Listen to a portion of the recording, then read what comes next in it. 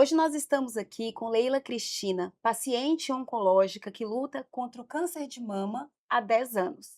E hoje ela vai trazer para a gente um assunto super importante. Nós vamos falar de como a negligência médica Uhum. impactou no tratamento dela.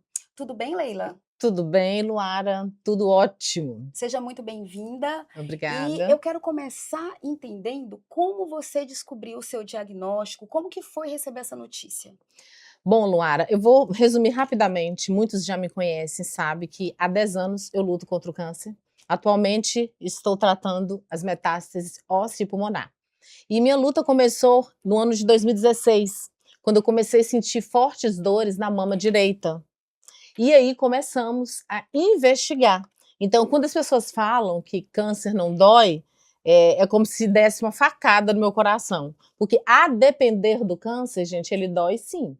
Ele doía, minha mama doía muito, e foi através da dor que eu descobri que eu estava com câncer na mama direita, 2 tumores. E nós investigamos, e foi justamente na época, Luara, muitas pessoas não sabem disso, que a gente estava tentando ter o segundo filho. E eu fui fazer os exames e comecei a sentir as dores. Foi quando eu comecei a minha carreira também como advogada. E nós fomos investigar e eu fui diagnosticada, infelizmente, com tumor, câncer maligno na mama direita. E nós fomos tratar, fiz todo o tratamento. Depois do tratamento, eu coloquei o expansor. Eu não coloquei diretamente a prótese. O expansor, para quem não sabe, é tipo um balão que coloca e tem uma válvula. E de tempos em tempos você sai da cirurgia já com um pouco de mama. E aí você vai inflando até chegar ao tamanho da sua mama. E isso eu fiz. E concomitantemente, eu fazia inflava a mama e fazia rádio. E com isso eu tive um problema que encapsulou. Quando encapsulou, no ano de 2019 que eu ia tirar, isso foi no ano de 2017 que eu tirei a mama. 2019 que eu ia tirar porque eu não aguentava mais, estava muito dura, eu descobri outro tumor na outra mama, agora na mama esquerda. Não era metástase ainda.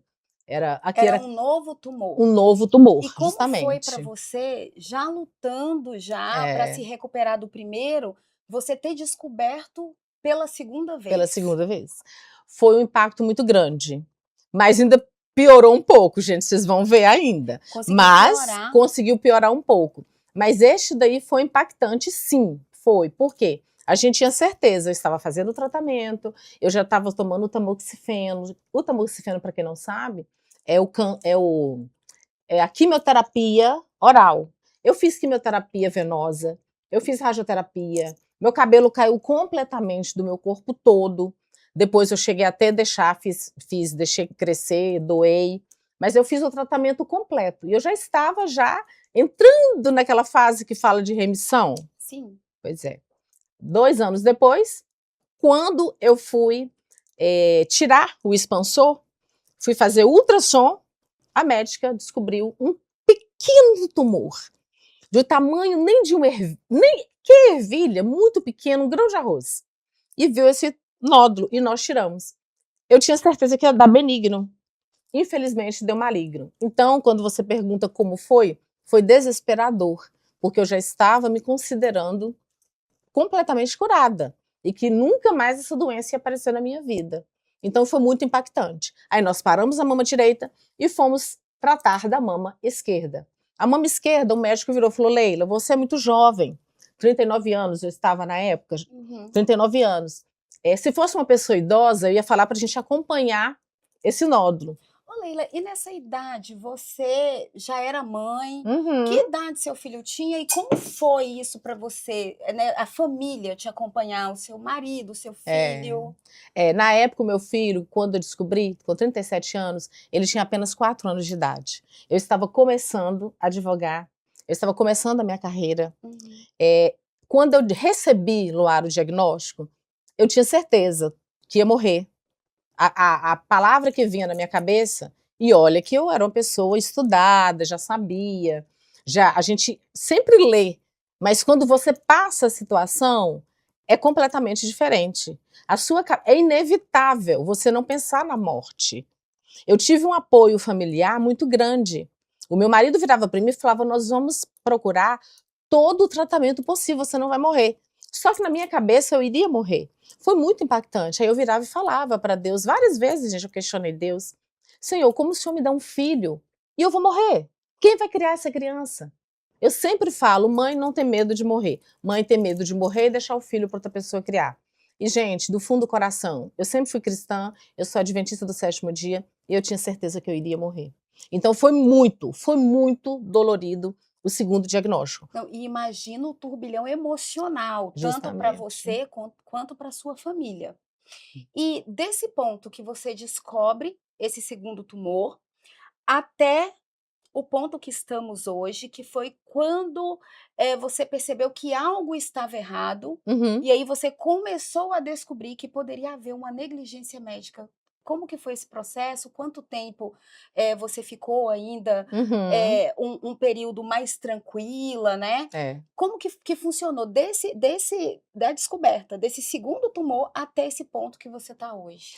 O segundo tratamento foi mais tranquilo, não precisei fazer químio nem rádio. Eu precisei fazer mastectomia, que é a retirada da mama. Ou seja, eu tirei as 2 mamas.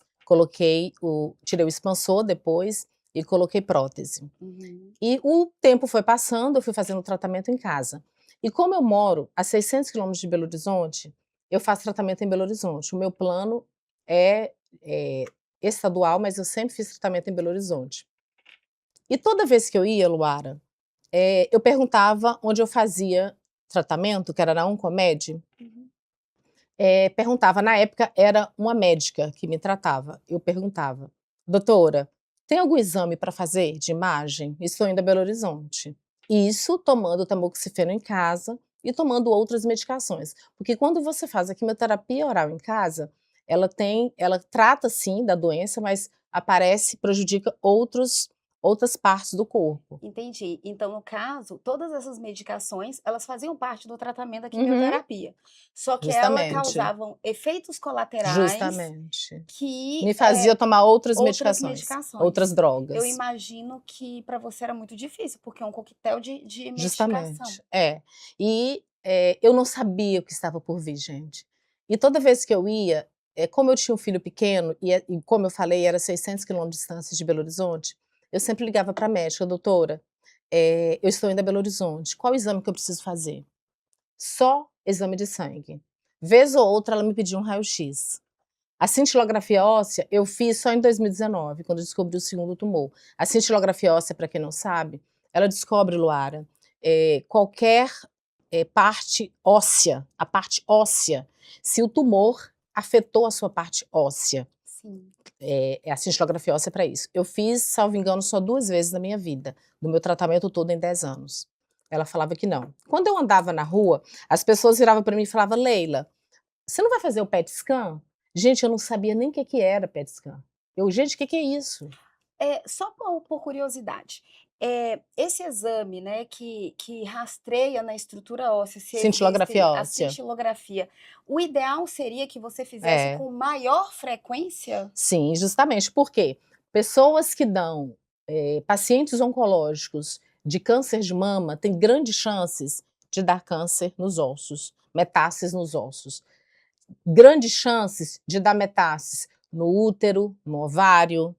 É tanto que eu não tenho útero, ovário, trompas, eu tirei tudo por precaução, Sim. né, então tem chances. Então eu não poderia ter ficado tanto tempo sem fazer um exame tão importante, como a cintilografia óssea, Então esse exame ele é fundamental no e tratamento do durante todo o seu tratamento ele foi pedido apenas 2 2 vezes, vezes. 2 vezes, justamente. E o que mais me pedia era só raio-x, ou uma tomografia, se eu queixasse de alguma dor. E como eu sou leiga, nós somos leigo, eu Sim. acatava. Até porque não é obrigação do paciente, é por isso que procura-se os profissionais. Justamente, Porque o paciente ele não vai ter o conhecimento, ele não estudou medicina, ele não justamente. fez a especialização, né, Isso Leila? aí. E o raio-x, no caso, ele é um exame que ele não vai conseguir Não. identificar, porque ele é um exame, digamos, mais raso, seria isso? Justamente, justamente, é o exame e principalmente para o paciente oncológico. Ele não é tão eficaz, vamos colocar assim, ele Entendi. não é tão eficaz. Uhum. E essa médica, ela era raro o que ela pedia de exame para mim. E eu tive um episódio com ela, gente, que quando eu fui tirar o expansor, eu coloquei a prótese. E eu tô tentando, assim, resumir, porque aconteceram muitas coisas. E quando eu tirei o expansor e coloquei a prótese, era no final de ano, eu tava com muita vontade de vir embora. Eu comecei a dar febre. E aí eu ligava pra ela, ela não me atendia. Gente, como é horrível.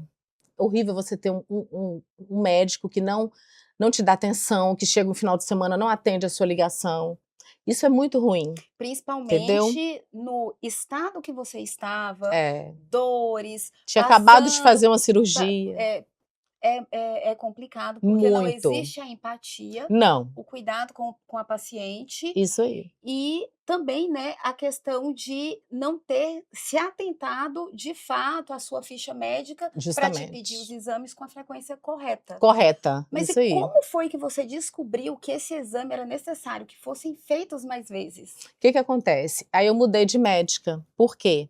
Eu mudei, coloquei a prótese, tive rejeição à prótese. Uhum. Eu fiquei 1 ano sem a mama direita. Eu fiquei muito chateada com a médica na época, muito chateada, aí eu mudei de médico. Eu fui pro acima dela, que era o dono da Oncomed, o chefe da Oncomed. E ele, na hora que eu fiz ela me liberou para vir embora e eu com febre. Eu comecei a dar furos na mama. E aí eu filmei, tinha um furo que eu conseguia ver a prótese. Eu mandei para esse novo oncologista. Ele, Leila, você vai vir para Belo Horizonte hoje. Se você não tomar cuidado, você vai ter uma sepse. Isso eu já estava em tratamento Leila, o há que que um é bom uma tempo. sepse, só para as É, pessoas entenderem o termo? é uma infecção generalizada. Você está com infecção, se você não tomar cuidado, vai atingir outros órgãos. Imediatamente fui para Belo Horizonte. Aí esse médico transformou o quê? Ele era o Deus para mim. Ele descobriu, ele me ajudou, ele salvou a minha vida. Então o que ele falava para mim era lei. E ele é muito renomado, muito conhecido em Belo Horizonte. Aí eu fiquei com ele, fazia tudo com ele, só que ele fazia a mesma coisa. Eu não sei se, Luara, francamente, até hoje eu não sei se é a orientação da clínica, se todos os outros oncologistas recebiam esse tipo de orientação. Eles não gostavam de pedir exames. Toda vez que eu virava para esse médico, acontecia a mesma coisa. Doutor, eu estou na Belo Horizonte. Qual exame que eu preciso fazer? Você está sentindo alguma coisa? Não. Então você não precisa. Aceita a sua cura. Você não aceita a sua cura. E detalhe, Luara, quando eu sentava para atender, quando ele iria me atender na consulta, e o meu esposo ia comigo, ele dava mais atenção ao meu esposo do que a mim. Por quê? Eu estava arrumada, eu estava bonita. Ele virava para mim, nossa, como você está bonita. Aceita, está bonita. Ele me examinava, nem 5 minutos ele me examinava. Ia lá para trás, apalpava, tá assistindo alguma coisa? Não, você tá ótimo. Tá tudo bem? Tudo bem. Não, e um detalhe Pronto. importantíssimo é que quando a gente fala de câncer, né, de qualquer tipo, eh, o paciente ele pode estar aparentemente muito bem e ter o Justamente. tumor e ter o problema, ou seja, você está arrumada, você está Justamente. disposto, disposta, não significa que necessariamente você não tem um câncer. Até Justamente. porque muitas pessoas, quando descobrem cânceres em estados extremamente Que não tem avançados, mais jeito. que não tem mais jeito, porque quando realmente começam a aparecer esses sintomas, né, É. mais graves, é quando realmente já está muito Muito avançado. avançado. Então, pessoas passam, de repente, a vida inteira, trabalham, praticam esporte, É isso têm aí. disposição, E vivem ele uma tá vida lá. normal e ele está lá. Tem alguns cânceres que são silenciosos.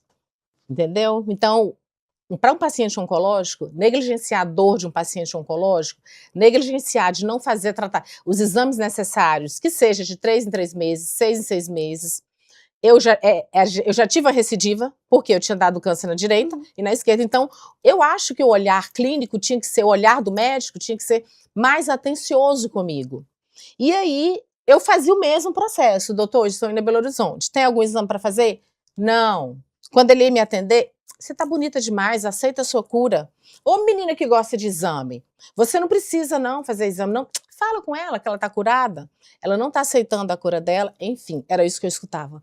Sempre eu escutava isso, Ô Leila, gente. e como você se sentia sendo invalidada por Uhum. aquele profissional todas as vezes que você ia? O que que acontecia, Luara? Como eu confiava muito nele, que ele me salvou, ele descobriu uma infecção que poderia me tirar a vida. Então, ele para mim era Deus. O que ele falava, eu acreditava. Eu não questionava. Mesmo ficando com as minhas dúvidas, gente, será? Aí eu virava para ele e falava assim, Luara, que é o PET scan? Nossa senhora, vai você falar do PET scan. PET scan é um exame muito caro, você não precisa fazer. Eu não, mas me explica. Você não precisa nem explicar. Ele explicava o que era um PET scan. Tá, mas aí você confiava 100% nesse Confiava, profissional. confiava. De E, olhos e fechados. quando que você começou a falar assim, não, Tem alguma coisa errada. alguma coisa errada aqui? E o que é que começou a ruir, a quebrar essa confiança que você tinha nele, a ponto de você ir procurar investigar por conta própria? 2023, eu comecei a sentir, eu fazia parte dos desbravadores da minha igreja. E eu fui para um acampamento de sobrevivência. E chegando, depois que terminou as atividades, a gente tinha oficinas para aprender a montar barraca, aprender a mexer com a faca, para a gente ensinar para os desbravadores. E aí, quando eu finalizei, eu comecei a sentir dores na costela. Falta de ar e dor na costela. Foi em Taobim. Eu vim de lá, Luara, com 2 travesseiros. De tanta dor que eu sentia na costela e a falta de ar. Foi aí que eu comecei a desconfiar. Cheguei na NUC, procurei um médico na NUC. Ele falou assim: tá parecendo que você machucou sua costela. E eu tava com falta de ar. Aí o médico falou assim, eu falei assim: Otto, vamos a Belo Horizonte? Porque meu plano cobre Belo Horizonte, né? Meu médico é de lá. Liguei, marquei, porque toda vez que eu vou, eu já marco os meus médicos, né? Pra ganhar tempo. Aí marquei ortopedista, oncologista, ginecologista, todos. Mas os principais eram o ortopedista e o oncologista, que era o meu médico. Fui no ortopedista, ele me pediu um raio-x. Eu levei para ele imediatamente que o resultado, como você falou, o raio-x não é tão preciso. Ele falou bem assim, olha, parece que você fraturou a costela, leva para o seu oncologista. O ortopedista me falou isso. Levei, 2023, gente, isso era em outubro de 2023, eu lembro exatamente. Eu levei para o meu oncologista, ele olhou, não, realmente, você fraturou a costela, tá vendo aqui? Me mostrou. Eu falei, e qual que é o tratamento? O tratamento você vai tratar com o ortopedista. Ele vai te dar um remédio de dor. Mas, tá, você fraturou a costela, só que você se lembrava de Não. ter tido algum impacto, algum Não. trauma na costela? Isso que eu questionei. Falei, mas como que eu fraturei a costela? E eles me explicaram. Às vezes, até uma forma de você levantar o braço, você pode fraturar sua costela. Eu falei, gente, mas eu não tive nenhum impacto. Como que eu fraturei minha costela? Ele falou, não, existem várias formas. E eu acreditei. E até porque também vale até aí para a curiosidade de quem estiver assistindo de pesquisar, porque com certeza eu acredito que a probabilidade de você fraturar uma costela num simples movimento deve ser muito pequena. Pequena. E aí, se a gente considerar o contexto, que é uma paciente oncológica, que já vinha durante anos num tratamento, onde já tinha que ter aparecido... pesquisado mais, né, justamente. Aí que começou a negligência médica, Luara. E aí eu acreditei que eu tinha fraturado, só que aí eu questionei, não era só a fratura na costela, gente. Eu sentia falta de ar. Aí eu falei, tá, eu fraturei a costela, acreditei. E a falta de ar? Acreditem, ele falou comigo, a sua falta de ar, porque você é muito acelerada, você é muito preocupada. Desacelera. Você está fazendo tratamento com seu psiquiatra, Leila? Porque eu fazia com psiquiatra e com psicológica. Eu falei, estou. Então trate com seu psiquiatra.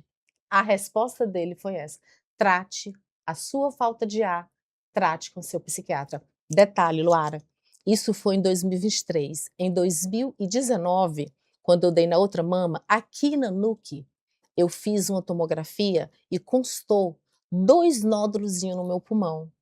Na época, a médica lá de Belo Horizonte, que era ela, já era médica, ainda não era ele, ela virou para mim e falou que não era nada, que eu iria acompanhar anualmente aqueles 2 nódulos no pulmão. Ela não investigou e eu acreditei. Não, e o detalhe, que o que mais me impressiona na sua história até agora é o contexto.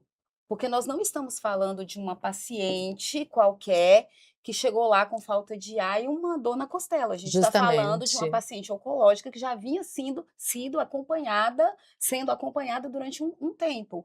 E tem mais um detalhe que me chama a atenção, é que você já fazia o acompanhamento com psicólogo, você fazia esse acompanhamento com psiquiatra, e nesse período você se dedicava ao seu tratamento. Então não era uma Justamente. coisa que você estava, nossa, estressada, Não, com trabalho. Então não. ele tirou uma conclusão de uma situação que simplesmente não existia Isso aí. dentro de um contexto de uma paciente que com já histórico, com histórico comprometedor. comprometedor. É.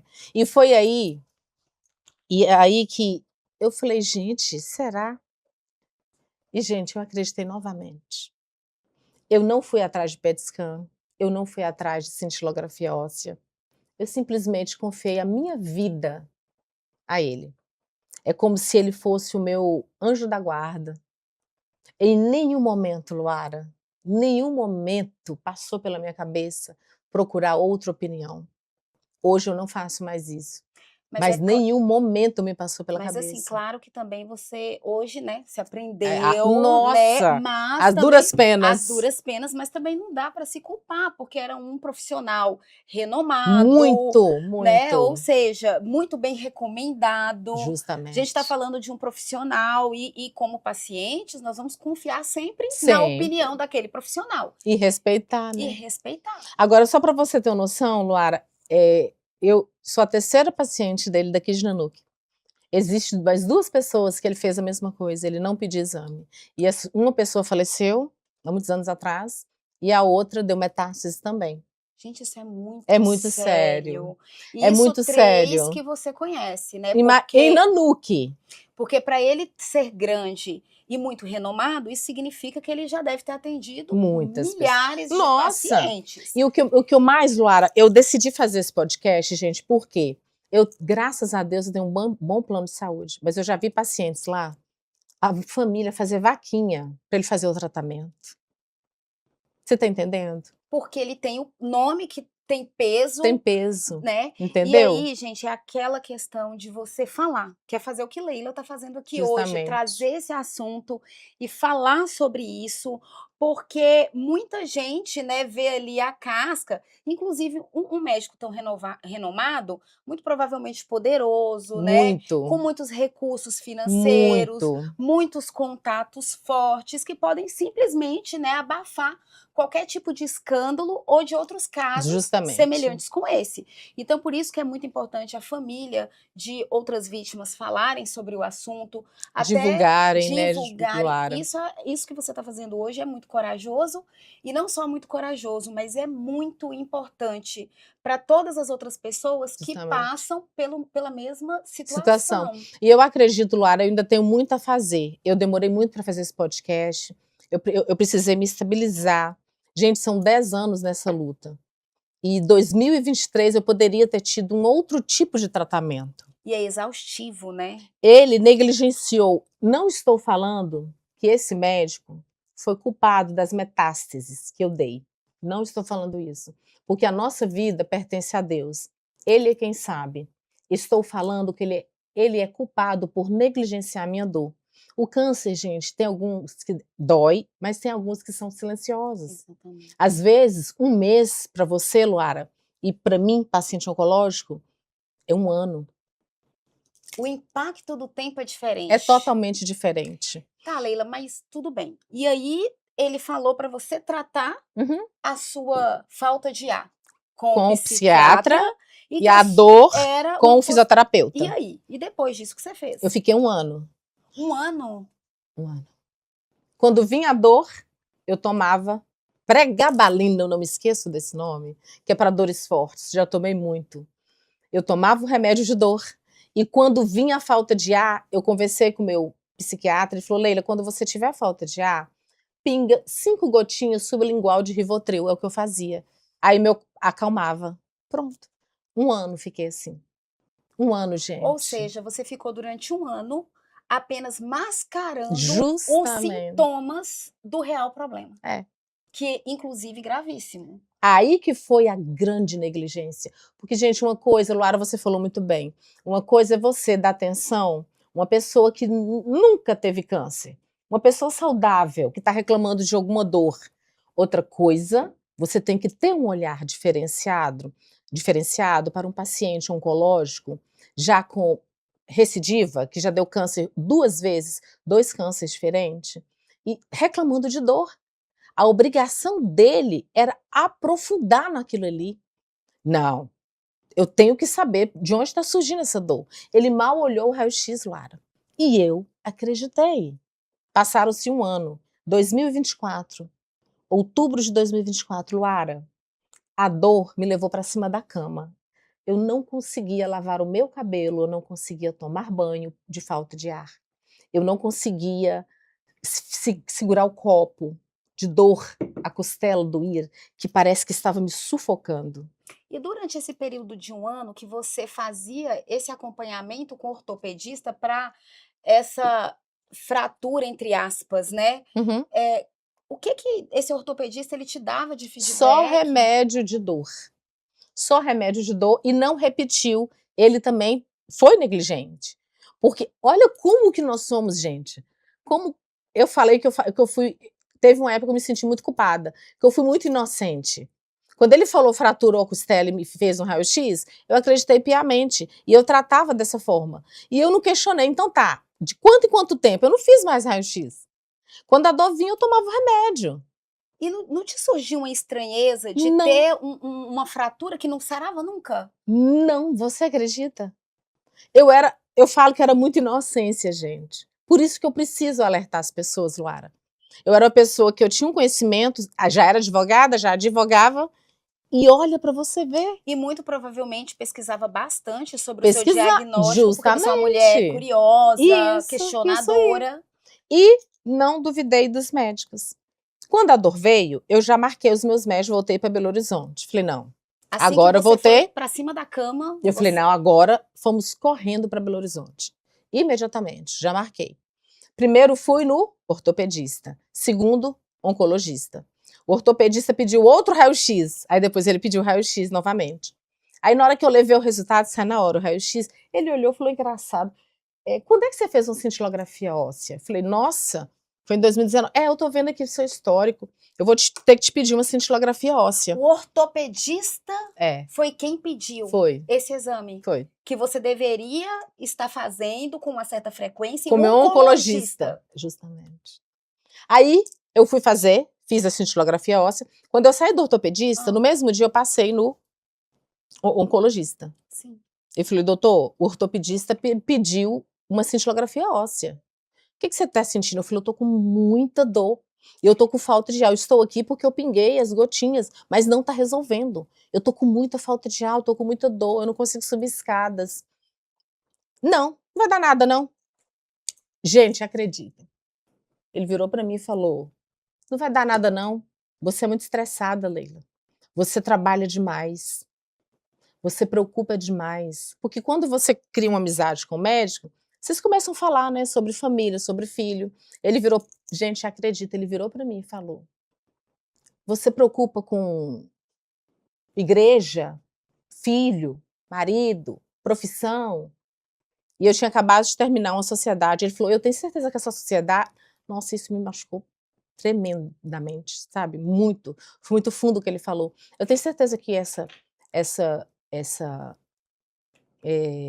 sociedade que você terminou foi por sua causa. Porque você quer as coisas do seu jeito. Toda vez que você vem a Belo Horizonte, você pergunta se tem exame para fazer.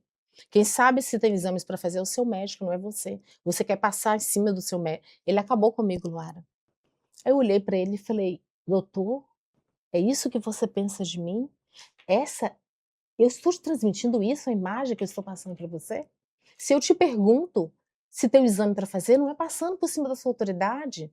Eu sou advogada, eu não sou médica. Eu sou leiga no assunto. Então, se você vira para mim e fala, não é para fazer, tanto é que até hoje eu não fiz um PET scan. Vocês nunca me pediram um PET scan. A cintilografia óssea eu fiz em 2019. Eu sou leiga, eu não é passando em cima da sua autoridade. É porque eu não sei. E agora eu estou com essa dor. Isso é coisa da sua cabeça. Sabe o que me impressiona mais? É a falta de É empatia do empatia. médico, no sentido de ele estar de frente para uma mulher que é mãe, Uhum. que está lutando pela vida, ele está saudável na Justamente. posição dele de médico. Então é completamente normal, acredito que qualquer pessoa, qualquer um de nós, que estamos lutando pela nossa vida, querendo ver o nosso filho crescer, Uhum. querendo ver a nossa família e passar mais tempo com ela, o máximo que a gente puder, com certeza a gente vai ficar preocupada com o nosso problema de saúde, a Com gente vai certeza. ficar curioso, a gente vai perguntar, a gente vai querer saber o que a gente pode fazer Uhum. para poder ajudar no nosso tratamento. Então, eu Justamente. imagino que quando você perguntava para ele sobre os exames, você perguntava porque você não queria ser aquela paciente que de repente fosse resistente a fazer o exame. É, Você queria mostrar para ele, na verdade, que você estava disposta a fazer qualquer qualquer tipo isso de aí. exame ou de tratamento que fosse necessário, porque ele, acredito eu, que o seu maior objetivo era viver. E criar meu filho. Justamente isso. Então, E quando ele virava para mim, Luara, e falava assim: o seu plano não cobre o PET scan, é um exame muito caro. Ele não sabia das minhas condições financeiras. exatamente, ele estava assumindo É, que essa seria uma objeção para você, mas naquele ponto ali não era uma questão, porque a sua vida valeria qualquer coisa, qualquer qualquer, sacrifício, qualquer esforço. E a falta de empatia foi muito grande, porque a gente está muito. lidando ali com a pessoa que está lutando pela vida. É, Ele está saudável, ele vai chegar na casa dele, ele vai isso encontrar os aí. filhos, a família, ele vai seguir a vida dele. Como você falou anteriormente, um mês É totalmente impacta diferente. diferente numa pessoa saudável de uma pessoa que está em tratamento, né, contra câncer. Então, e ele sabe disso, porque ele é um Sabe? profissional da área que já atendeu milhares de pessoas. Então, é uma falta de empatia Muito que grande. chega a beirar o absurdo. Absurdo, o absurdo. Quando eu conto essa história, por isso que eu demorei para contar essa história, eu queria contar, fazer um podcast bacana para as pessoas entenderem. Que se fosse uma outra pessoa contando, acho que a pessoa nem acreditava, né? Parece surreal. É Parece que não, surreal, parece que não existe, né? é Pessoas surreal. assim. E assim, ele foi não só o problema para mim aqui não é só a falta de empatia, mas ele foi extremamente invasivo Uhum. em relação à sua vida pessoal, ele foi desrespeitoso a você como paciente, como profissional, e por mais que você tenha falado no começo que, quando a gente vai ficando amiga do médico, a gente vai criando a intimidade, mas ali ele também estava como profissional e essa era uma responsabilidade dele. Isso aí. Agir e se comportar e ter Como uma postura um profissional. Porque ele profissional. está ali para salvar vidas. Ele faz um Exatamente. juramento para salvar É. vidas. E quando aí ele falou assim: então tá, você quer exames? Faz aqui uma tomografia, não sei o quê. Me deu outros exames para fazer. Eu fui fazer a cintilografia, gente. Fui fazer no Hermes Pardini. Eu fiz a cintilografia, todo um processo, o exame, demorava uns 2 dias para sair o resultado. Não, 2 dias não, foi mais, uns 5 dias. Mas como que é esse processo? O que que é o diferencial desse exame, Uhum, inclusive para ajudar, né, os é. pacientes oncológicos? Como que funciona esse exame? Ele é muito difícil? Não, até que esses os planos cobrem. Ele é um exame que você vai, por exemplo, você vai para o Spardini, chega lá, eles aplicam fármaco na sua veia, Uhum. você espera 1 hora para fazer os exames de imagem. Simples assim. Entra dentro da câmara com o fármaco e ele vai do cérebro, ele não pega. Pescoço para baixo, a parte óssea todinha, Então era um exame entendeu? simples. É um exame simples. Não, o crânio ele pegou. Não, o crânio não pega não. Aí, Luara, eu fui. Como ia demorar para sair e minha sobrinha estava internada, eu falei com meu esposo que ele poderia ir embora com meu filho, né? Eles estavam Uhum. comigo. E fiquei lá. Eu tinha certeza que não ia dar nada. Olha para você ver. Porque você estava confiando na opinião médica até o último minuto. Até o último minuto. Quando eu peguei o resultado, fui sozinha. Eu estava na casa da minha cunhada, fui sozinha pegar o resultado. Eu peguei, novamente, peguei o Uhum. resultado, li, metástase óssea. O primeiro foi no axilas, vértebra da coluna, sacro, bacia, costela, Meu da Deus. cintilografia óssea. E ali na hora que você pega o resultado, o exame, Eu não você acreditei. Eu olhei e falei, moça, eu devolvi. Esse exame não é meu. Não, mas seu nome não é Leila Cristina, a data de nascimento 3, o nome da sua mãe não é Isabel? É. Infelizmente, esse exame é seu. Neste momento, eu não sabia o que fazer. Neste momento, foi o único momento da minha vida que eu fiquei envergonhada. Eu entendi a minha amiga, ela sentia vergonha. Foi o único momento, Luara, que eu não sabia para quem ligar, eu não sabia o que pensar. Eu fiquei com tanto medo. Ali, eu perdi 2 amigos de câncer metástase óssea. E neste momento, eu me acabei, Luara. Eu me acabei Você estava sozinha? sozinha.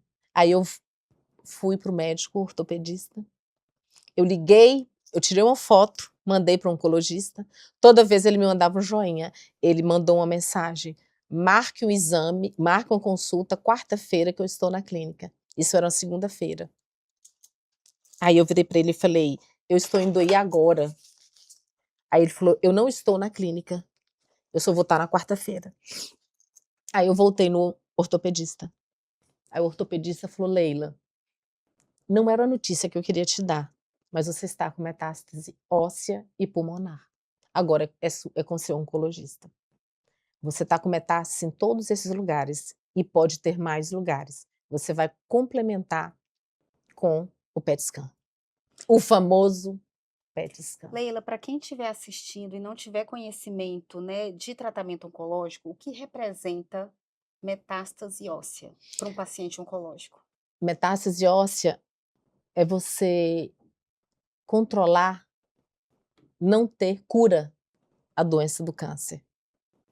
Ela não some, igual some quando você dá na mama, você tira a mama, faz quimioterapia, rádio, a doença vai embora, não volta.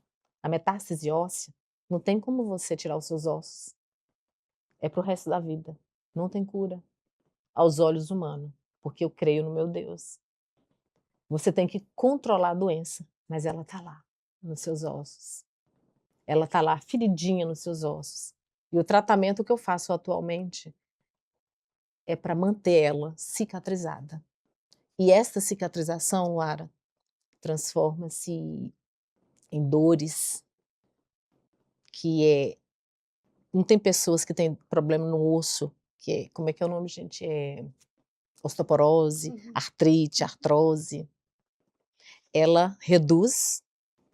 A minha evolução foi tão grande que depois, eu vou complementar, que ele virou para mim e falou isso, eu não conseguia sair da sala do ortopedista. Quando eu consegui sair, eu sentei em frente ao elevador, eu chorei copiosamente, gente.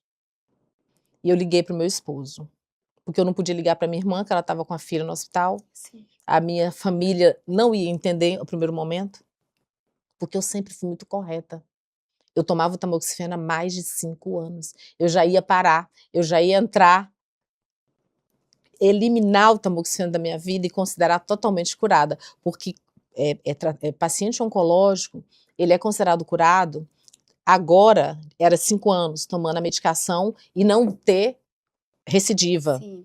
Mas agora mudou para 10 anos. Que no caso é aquela medicação que você me contou, que é a quimioterapia que é feita Justamente. em casa, Em né? casa, que é o Através comprimido. do comprimido. E aí, eu falei com meu esposo, por favor, não conte para ninguém. Leila, mas como pode? Eu falava com ele, não conte para ninguém. Você em Belo Horizonte E ele aqui. e ele aqui em Nanuque. É. E eu sentada. E você sozinha. Sozinha. Ele, Leila, eu vou ter que ligar para minha irmã para ir te buscar, que é a minha cunhada que mora em Belo Horizonte. Mas ela tá ocupada. Não. Ela vai te buscar agora. Ela chegou em 5 minutos. Aí ela, minha filha, não fica assim. E me abraçou. Eu vou lá conversar com o médico. E eu fiquei lá, eu não conseguia levantar. Aí quando ela foi lá, ela voltou e falou, vamos embora daqui, minha filha?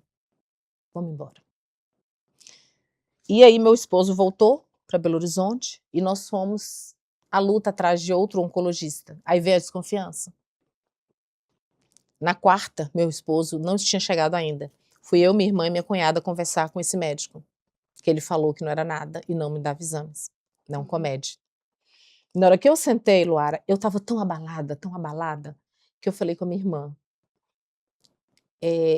eu não quero brigar, se ele começar a falar alto, me tira de lá, eu não quero. Até porque você já estava muito fragilizada Muito, e com certeza o seu muito. último pensamento ali era, sei lá, cobrar algo dele. O que É, você queria era resolver é. esse problema. E ele não admitiu. Ele não admitiu. Ele jogou a culpa em mim, novamente, na frente da minha irmã e da minha cunhada. Sua irmã é muito preocupada. Sua irmã. E detalhe, a minha irmã é neuropsicopedagoga, ela é terapeuta. Há um ano ela vinha me falando: Leila, você não tá bem. Leila, eu tô te sentindo diferente. Que isso, Sandra? Meus médicos falam que eu tô bem. Esse nódulozinho que deu no pulmão, Leila, procura um outro médico, Leila. Não confiei naquela médica. Não, lá é um dos melhores lugares, não vou confiar, não vou procurar, não. Aí, na minha frente, ele virou. Sua irmã é muito preocupada. Ela tá, aconteceu isso com ela porque ela preocupa demais. Ela preocupa com tudo. Aí minha irmã falou assim: você tá querendo me dizer que tem um ano que a minha irmã está reclamando de dores, que é da cabeça dela? Ela preocupa com o marido, preocupa com o filho, preocupa com a igreja. E ele já tinha o conhecimento do diagnóstico? Ele estava com ele na mão. Aí ele virou pra mim e falou assim: ó, Leila, é o seguinte, você tá com metástase nesse lugar. E pulou a costela. Eu olhando para ele. O tratamento é esse e esse. Você vai tomar uma injeção de 3 em 3 meses, você vai tomar remédio, esse comprimido, 2 comprimidos, nós vamos induzir sua menopausa e você vai tomar esse remédio. Aí minha irmã falou assim: por quanto tempo, doutor? Pro resto da vida. Ela vai tomar. E qual que são as chances de sobrevivência, de tempo de vida? Aí ele pegou um celular, abriu o celular. Essa mulher aqui, ó. Essa mulher, eu nunca vi tanta metástase na coluna. Queria ver o filho formar em Harvard, sei lá. Tá lá, já viu o filho formar, tá ótimo, tá vivendo bem.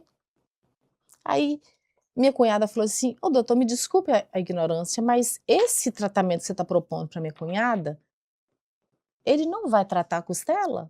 Ele vai. Ou seja, ele só não admitiu. Ele admitir que ele errou comigo há um ano atrás? Ele não ia fazer isso. E o que eu queria ouvir, Luara, dele, eu cheguei a marcar depois uma consulta. Eu, toda semana, terapia. Meu terapeuta falou: Leila, eu vou com você. Quando você estiver preparada, eu vou. Sabe o que eu queria escutar dele, Luara? Leila, me desculpe. Eu negligenciei a sua dor. Médicos também erram. Você só queria o reconhecimento. O reconhecimento, eu deveria valorizar a sua dor. Eu sei que a sua vida vai mudar, mas eu vou fazer de tudo para você ter qualidade de vida. Ele mudou o rumo da minha vida, Laura. A negligência médica dele mudou o rumo da minha vida. Sim. Há um ano atrás eu poderia tratar metástases do pulmão, da costela. Eu procurei, mas, gente, foi uma luta atrás de outros oncologistas. Uma pergunta só para a gente ir esclarecendo para as pessoas que são leigas, assim como eu, então as dúvidas que estão surgindo. Claro.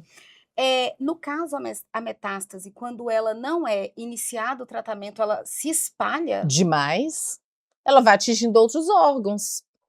Então, o tratamento ele não só faz essa cicatrização, ele contém de se espalhar. Isso aí, exatamente.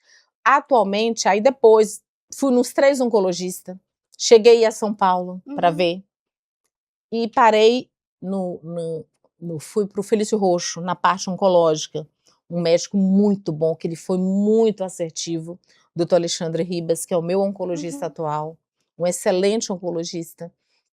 Ele foi muito assertivo. E eu já fui sincera com ele. Eu estou vindo porque aconteceu isso, isso e isso. Aí ele já viu que eu já tinha um pé atrás, já não confiava. Ele foi muito solícito. Ele foi humano. Ele foi humano. Ele propôs o tratamento, eu iniciei o tratamento, que era o ribociclib na época, e antecipou a menopausa. Eu tive que entrar na menopausa para começar o tratamento. Aí não deu certo esse tratamento, comecei a ter alergia nas pernas. Aí ele mudou para de ribociclib para palbociclib e puxou, entrei na menopausa com as medicações e comecei o tratamento. Luara, eu postei, quem for no meu Instagram vai ver, e eu vou postar meu último PET scan que eu fiz, eu já fiz 5 total. 6 meses de tratamento com ele, esse tratamento que eu fiz com ele, que é o quê? Um medicamento, porque o tumor foi hormonal, que deu em mim, para bloqueio hormonal, e o palbociclib, que é a quimioterapia oral, que eu tenho que tomar o resto da vida. Ele começou 6 meses de tratamento. E Deus falando comigo. Isso eu vou falar em outra oportunidade. No dia que eu fui fazer o primeiro PET scan, tá todo pintado. Apareceram mais lugares. Contem comigo. Crânio, axilas, essa parte torácica toda lotada de tumor, sacro, bacia, fêmur, costela e pulmão. Eu não acreditei, não. Essa hora, a gente, me deu vontade de voltar. Porque no dia quando eu conversei com ele, eu levantei, quando ele falou que era coisa da minha cabeça, eu falei, nunca mais eu piso os pés nessa clínica. Fui embora. Mas esse dia que apareceram mais lugares, deu vontade de voltar. E falar muita coisa com ele. Que ele não tinha esse direito de negligenciar minha dor. Ele não tinha esse direito. Ele não é Deus, ele tá ali para salvar vidas. Ele foi negligente. Muito ele foi negligente, desumano. Muito, muito, Luara. E a gente está falando de um profissional da área da saúde, né? Que lida com pessoas fragilizadas o tempo todo. E detalhe, no dia que eu fui lá com a minha irmã voltou no outro dia sozinha. Porque ela, na hora que eu saí da sala, ela voltou. Tem alguma coisa que eu tenho que saber? Doutor, ele falou assim, você tem um tempo? Vem aqui amanhã. Ela foi lá, na hora que estava abrindo a clínica, e conversou com ele. Ele falou a mesma coisa com ela. A sua irmã adoeceu porque ela é muito estressada, ela trabalha demais, ela preocupa demais. E estresse causa metástase? Me fala. Enfim, resumindo, Luara, eu saí dele, fui para o Dr. Alexandre Ribas em 6 meses. No dia que eu fui fazer o segundo PET scan, eu orei a Deus da seguinte forma: Senhor, Pedro na época tinha 4 anos, quando eu pedi saúde. Pedro vai fazer esse ano 14 anos. São 10 anos. Isso foi em 2024. Pedro não tinha ainda 14 anos. 12 anos, né? Eu falei, muito obrigada, Senhor, pela saúde que me deu até aqui. Mas você sabe, o Senhor sabe o que passa no meu coração. Eu quero criar meu filho. Eu quero muito criar o meu filho. Ele vai entrar numa fase muito difícil da adolescência. E eu quero estar aqui, porque filho é herança de Deus. E eu quero cuidar da herança que o Senhor me deu. Então, eu estou te pedindo mais uma vez, clamando como mãe, me dê só mais um pouquinho de tempo com meu filho. Mas se o Senhor vê que é o momento, eis-me aqui. Mas cuida do meu filho. Não desampara meu filho. E fui fazer o PET scan.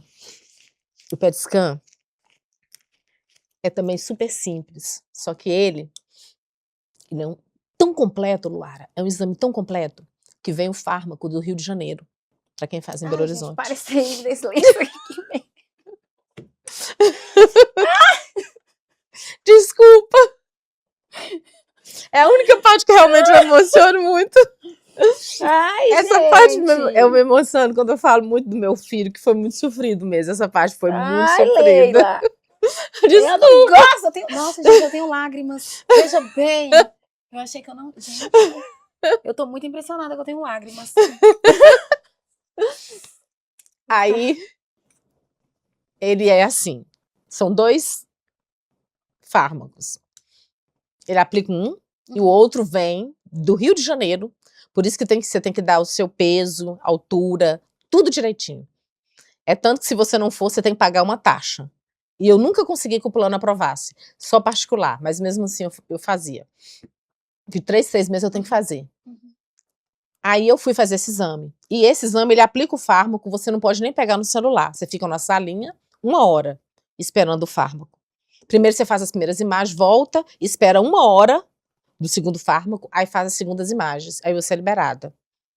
Aí demora uns 7 dias para sair. O resultado, Luara? Tudo limpo. Tudo. As manchinhas pretas, que eram as metástases, estavam todas cicatrizadas. O meu pulmão, eu fui no pneumologista. No dia que eu fui, além disso, das metástases, eu dei embolia pulmonar. Eu tomo remédio até hoje de embolia pulmonar.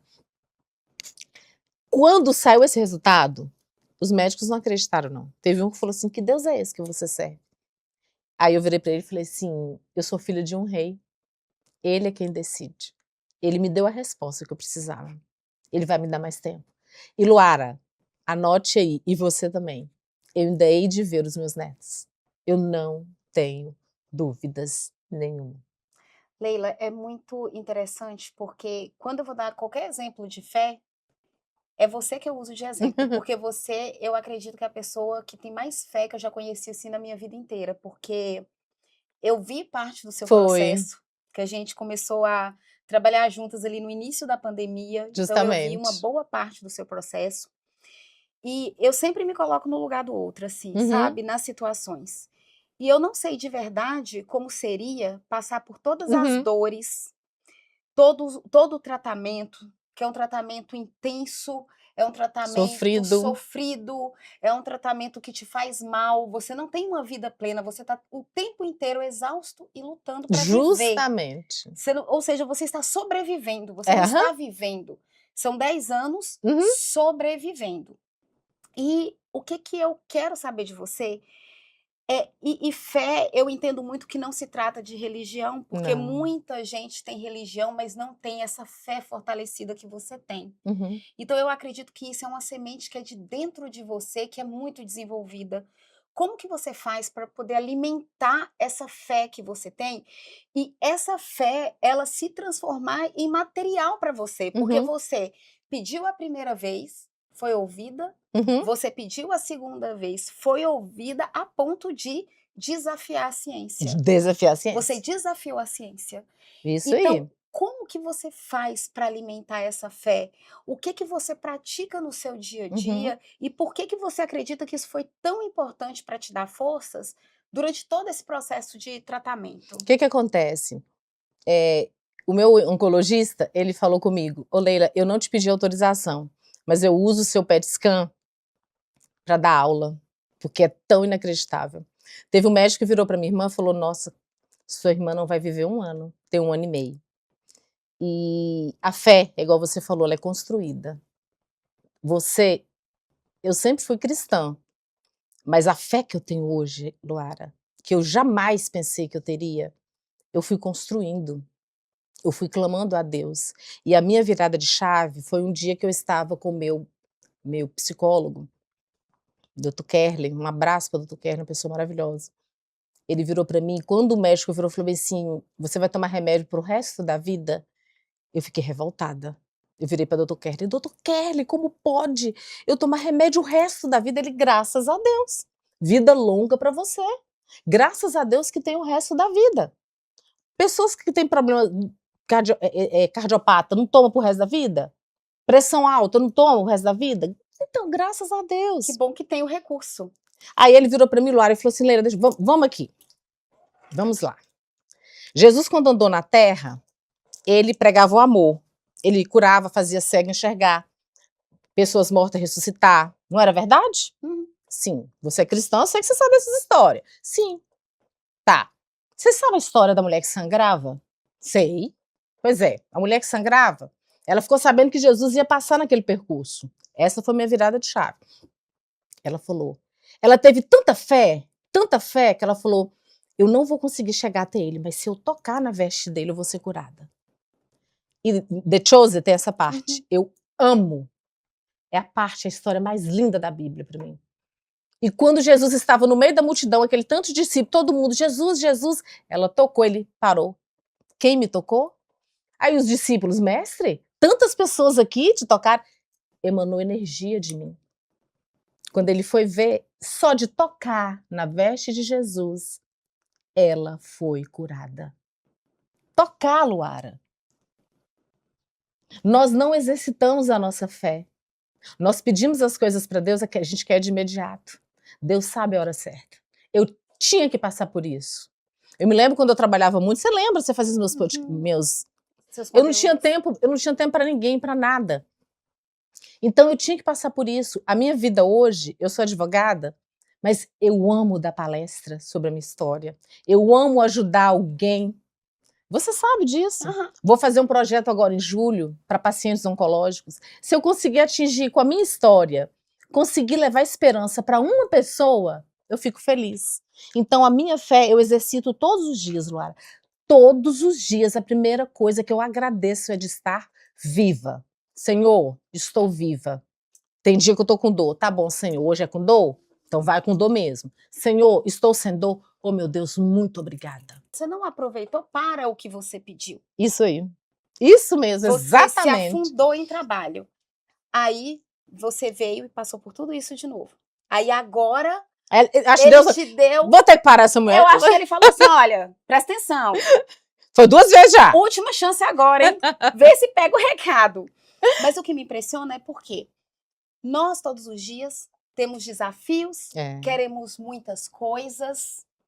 A gente pede muitas coisas, muitas vezes, que são coisas tão supérfluas. Justamente. E quando a gente não recebe, a nossa fé se abala por tão pouco. Tão pouco. Né? Isso aí. Uma coisa, um projeto que não deu certo, ou muitas vezes nem foi o projeto inteiro que não deu certo. Tá aparecendo ali os desafios e a fé se abala. Você, com a sua vida em risco, e mesmo assim a sua fé ela continuou firme ali, a ponto de você realmente acreditar que você seria a mulher que ia desafiar a ciência. E assim isso aí. E outra coisa, teve um dia que aconteceu um episódio, eu fui parada no Blitz, eu ia fazer também vídeos, e o policial tentou me humilhar, aí eu ia desistir. Aí eu passei mensagem pro meu terapeuta, e foi Deus falando comigo. Ele virou para mim, Luara, e falou, ele mandou um texto para mim, falou, Leila, o que você passou hoje foi desagradável, mas a atitude do outro diz respeito ao outro, não a você. Você está dedicando a sua vida a levar o quê? A sua história, abrir a sua história, ajudar as pessoas. Tem pessoas que só estão esperando ouvir a sua história. Sim. E sabe o que aconteceu? Mês passado, gente, eu estava conversando com um rapaz, acho que ele é do Rio de Janeiro ou de São Paulo, não me lembro. E a mãe dele estava com câncer, só que a mãe dele já é de idade. E eu passava as orientações para ele viu meus vídeos, mostrava para ela. Aí ela faleceu. Ele me passou mensagem, Luara. Leila, eu estou passando mensagem para te falar que minha mãe faleceu, mas para te agradecer. Porque às vezes que minha mãe estava triste, desanimava, quando eu mostrava o seu vídeo, a sua história, ela sorria e ela animava. Luara, isso para mim vale mais do que ouro. O meu propósito, eu sei o meu propósito na Terra. E homem nenhum vai me parar. Só se Deus chegar para mim e falar, você tá falando demais. Mas enquanto eu tiver vida, Luara, eu estou falando da minha história, dos meus milagres. E aconteceram muito mais coisas. Leila, muito mais coisas. Você fala muito do seu terapeuta. Como que você enxerga o peso e a importância? Porque apesar da fé, que é o alimento do espírito, e é o seu fortalecimento para enfrentar, né, toda essa jornada, mas você também teve essa ajuda profissional. Até hoje. Como você enxerga essa necessidade que a fé alimenta, mas você precisava de outros recursos também para te fortalecer ainda mais? Qual a importância do tratamento e do acompanhamento terapêutico? Eu sempre falo assim, Deus, ele deixou a inteligência para o homem, né? Os médicos descobrem as doenças, né? Faz o tratamento, tem as vacinas. Agora, gente, o Monjaro, que serve até para pacientes emagrecer, pacientes que têm diabetes, isso tudo Deus deu inteligência para o homem.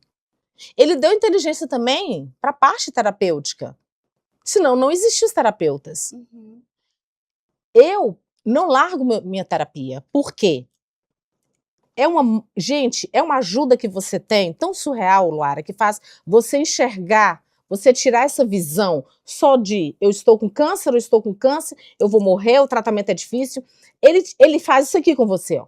Você consegue viver em meio à sobrevivência. Justamente. E viver bem. Luara, antes de fazer terapia, só de pensar em ir a Belo Horizonte, eu passava mal. Na primeira cirurgia que eu fui, eu desci para o bloco cirúrgico, falando as regras para Otton, que eu ia morrer, que ele tinha que fazer com o Pedro. Meu Deus.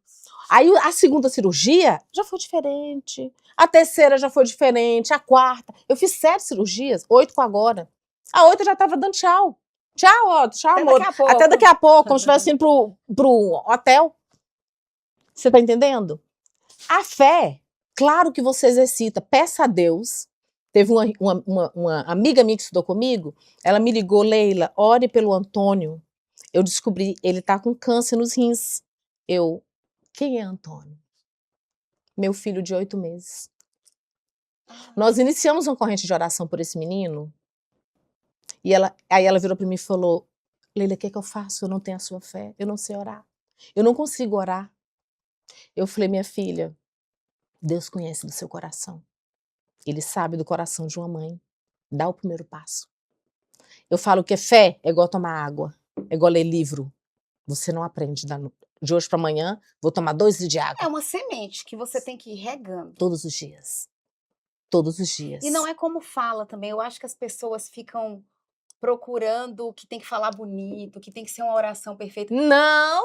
Às vezes você tá aqui, você fala, ai Deus. Luara, eu converso com Deus na rua. Senhor, proteja meu filho. Ó, Senhor, aconteceu isso, porque é a isso, intenção. No final das contas, é a intenção da fé que você tem. Justamente. E tem muitas pessoas, Luara, eu achei engraçado esses dias, uma amiga minha falou, Leila, tem gente que vira na rua e fala que é mentira, que você não tem esse tanto de metástases, não. Você faz isso para ter seguidores, Luara.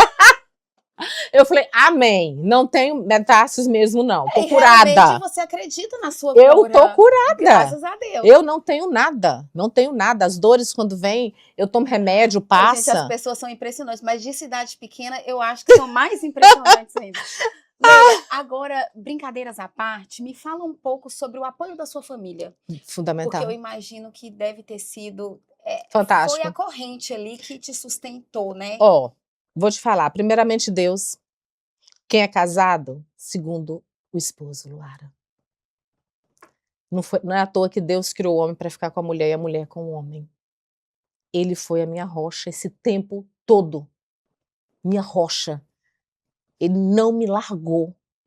Ele me transmite a força. Ele nunca chorou para mim. Ele ia na casa da mãe dele chorar. Eu nunca vi o meu esposo chorando e falando, não, nós não vamos conseguir. Muito antes, ao contrário. Ele foi fundamental. As minhas irmãs, a minha mãe, o meu pai na época, no dia da minha cirurgia, primeira cirurgia, tinha tanta gente no hospital e só podia subir um. Ele subiu, o Alton subiu, minha irmã ficou com tanta dó dele que pediu a médica, deixou, ficaram os 2 lá em cima. Então, você, gente, às vezes a família acha que... Eu acho que a família sofre muito, Luara, porque quer fazer alguma coisa e fica de pés e mãos atadas. Porque eu tenho certeza, eu tenho uma irmã que fala, Leila, se eu pudesse eu dava meu coração pra você. Se Deus falasse assim, vai melhorar a qualidade de vida de Leila, eu te dava, minha irmã. Eu te dava. A minha irmã. Então, assim, apoie. Oração, Luara. Oração. A oração intercessória. As minhas irmãs fez uma corrente de oração no dia da minha primeira cirurgia, que durou 9 horas, que tinha gente dos Estados Unidos orando por mim. Foram milhares de pessoas. Então, a minha rede de apoio, tanto da parte da minha família, como da parte da família do meu esposo, que a ponto de ir lá fazer comida para mim, minha cunhada, pegar, fazer o que eu posso comer, levar, que eu enjoava demais. Foi fantástico. As minhas amigas, eu tive amiga que foi lá em casa me ensinar a fazer, a Lu Luciana foi lá em casa me ensinar a fazer um caldo verde. E sabe o que é interessante, que eu acho na sua história em relação à sua família? É que muitas vezes as pessoas acreditam que por serem leigas ou por não terem dinheiro, não tem como apoiar. Nossa. E na verdade o que a gente precisa no final das contas nesse momento é do carinho. Do carinho. É do apoio. Atenção. É da atenção e da fé. Porque fé. a corrente de fé, como você falou, é muito importante. E você sentir que você não está sozinha, que as pessoas estão ali. E mesmo que muitas vezes na família a gente tenha as brigas, as discussões, os desentendimentos, na hora do vamos ver, junta, todo mundo fica colado. E você falou uma coisa importante. Eu sinto, e eu vou aproveitar e agradecer, até hoje, eu saio na rua, quando a pessoa descobre, você que é a doutora Leila, nossa, orei demais por você. Ô, gente, não precisa me dar mais nada. Nada. Tem pessoas que falam assim, olha, eu não esqueci de você não, eu sempre oro por você. E eu ainda brinco, falo assim, ora mesmo, porque quem não ora, Deus me conta. Que eu e Deus somos assim, ó, coladinho. Então, eu acredito muito na oração intercessória. O pessoal da minha igreja ora muito por mim. É muita gente, Luara, que ora por mim, muita gente. A minha família é É a sua fé ligada e unida à fé das outras pessoas. Justamente. Então, assim, hoje, gente, a minha situação atual é as metástases todas. O pneumologista, no dia que eu fui lá, tem até a dancinha. Quando tem notícia boa, a gente faz dancinha. Eu vejo. Você vê, né? Tem uma dancinha lá, quando a gente saiu do pneumologista, que ele falou assim, Leila, olha isso aqui. Quando você veio aqui a primeira vez, eu não tive coragem de falar com você. Você não estava com falta de ar, não era a embolia, não. O seu pulmão estava tomado. Pulmão é órgão vital. Sim. Tomado de tumores. Olha isso aqui, Leila. Eu não sei como aconteceu isso. Eles falavam comigo, gente, eu não sei. Aí eu falava, mas eu sei. Ou seja, os médicos ali vendo aquilo ali praticamente todos os dias não conseguiram explicar como que regrediu da forma que regrediu. E o meu médico já falou, estudos comprovam, gente, um paciente oncológico que faz o tratamento com fé e um paciente oncológico que faz tratamento sem fé é diferente. E quando eu falo pra você, Luara, que eu vou ver os meus netos, é porque você tem certeza. Eu tenho certeza. E sabe como eu me vejo, Luara, no futuro? Eu me vejo, gente, falando, igual Cíntia Chagas, para milhares de mulheres. Fale para mim. Diga para mim. Milhares de mulheres contando a minha história, os meus milagres, as formas que Deus fala comigo e mostrando cada vez mais os meus exames limpos. Eu vejo isso, Luara, eu sinto isso, eu vivo isso todos os dias. E o que tiver que fazer, gente, para viver, eu vou fazer. Para finalizar a nossa entrevista, eu vou ter duas perguntas para você. A primeira é, se fosse para você hoje deixar uma mensagem para as mulheres que estão passando pelo que você passou, que estão lutando nessa jornada que você sabe que não é fácil, qual mensagem você deixaria para elas? A mensagem é o seguinte, mulheres, quando ninguém quer ficar doente. Primeiro, você não é culpada. Ninguém é culpado de adoecer, ninguém quer adoecer. Primeira mensagem, a culpa não é sua. Não é porque você é uma pessoa ruim, não é porque você tratou alguém mal, não.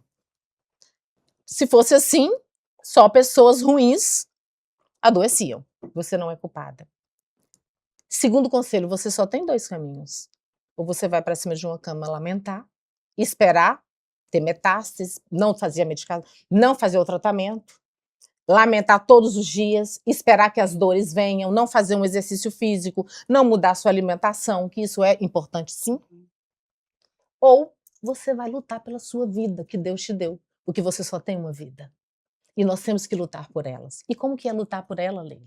Eu não sei. Dá o primeiro passo. Você que está deitado em uma cama, eu vou fazer um evento mês que vem, eu conto com você. Comece, faça uma caminhadinha. Procure ver os alimentos que podem te ajudar.